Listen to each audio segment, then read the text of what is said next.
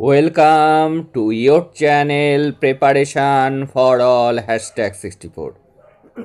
Dear learners, it is your channel. তোমরা যারা D.El.Ed part 1-এ পড়ছো তোমাদের কিন্তু এক্সাম জুলাই মাস নাগাদ হওয়ার সম্ভাবনা কিন্তু প্রবল রয়েছে। তার আগে তোমাদের রেজিস্ট্রেশন হয়ে যাবে এপ্রিল মাস অথবা মে মাসের প্রথম সপ্তাহের মধ্যেই রেজিস্ট্রেশন হয়ে যাওয়ার কথা। আর রেজিস্ট্রেশন কমপ্লিট হয়ে গেলে এক্সামের নোটিফিকেশান আসবে এবং তখন এক্সামের এক্সাক্ট ডেটও আমরা জানতে পারবো সেটি কত তারিখ থেকে হচ্ছে। দেখো, বাংলা বানান ভুলের কারণ ও প্রতিকার আজকে বাংলা থেকে 7 মার্কসের অথবা এটি 16 মার্কসেও আসতে পারে, অত্যন্ত গুরুত্বপূর্ণ একটি কোশ্চেন। বানান ভুলের কারণগুলিকে মোটামুটি 3টি শ্রেণীতে ভাগ করতে পারি। এক, পরিবেশিক কারণ অর্থাৎ পরিবেশগত কারণ, মানসিক কারণ আর ভাষাতাত্ত্বিক কারণ। এই 3টে কারণে বানান ভুল হতে পারে।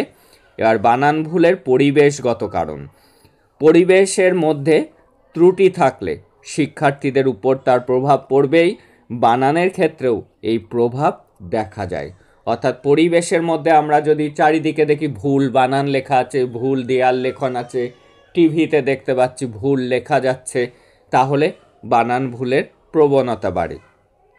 এবার দেখে নেব পয়েন্টসগুলি পরিবেশগত কি কি ত্রুটির জন্য বানান ভুল হতে পারে।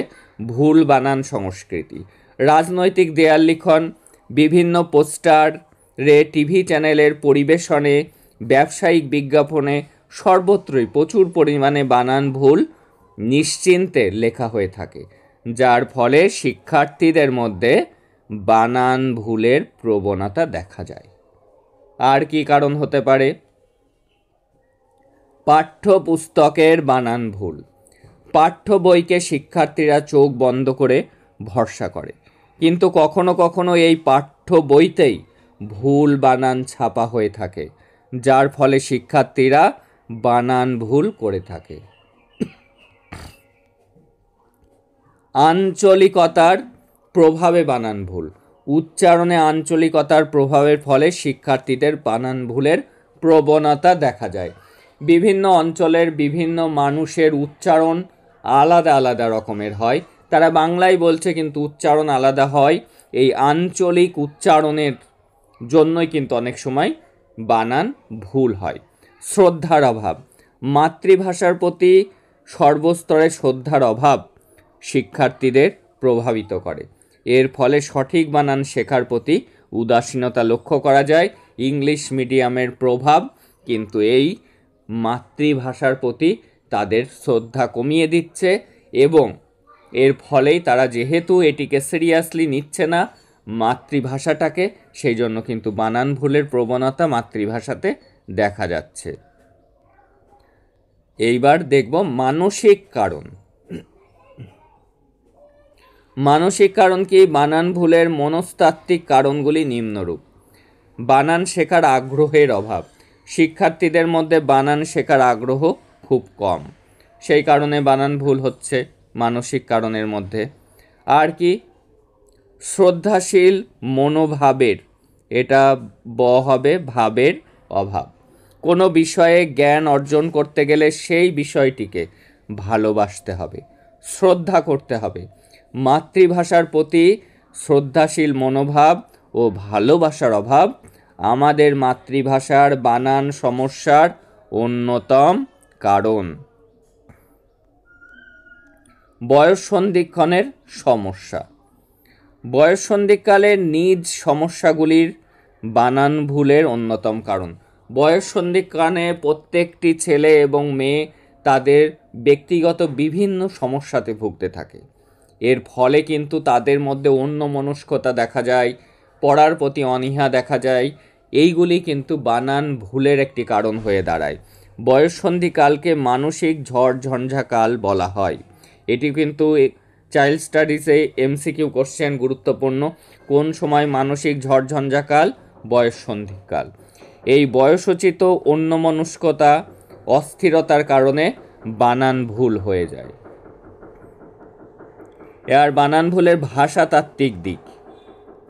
ভাষাগত যে সমস্যা হতে পারে, বর্ণ ও উচ্চারণ সমর্থের বিরোধী। বর্ণটা একই ধরনের কিন্তু উচ্চারণটি আলাদা, কিন্তু উচ্চারণটি এক কিন্তু বর্ণটি আলাদা, এরকম অনেক সময় দেখা যায়। যেমন বাংলা ভাষায় এমন কতগুলি বর্ণ রয়েছে যেগুলি আমরা খুব প্রশিক্ষিত না হলে সঠিকভাবে উচ্চারণ করতে পারি না। যেমন অন্তর্জ, অন্তর্জয় বয়, অন্তস্থয় বয় ন ইত্যাদি। এইগুলির ক্ষেত্রে কিন্তু বানান ভুলের সম্ভাবনা দেখা যায়।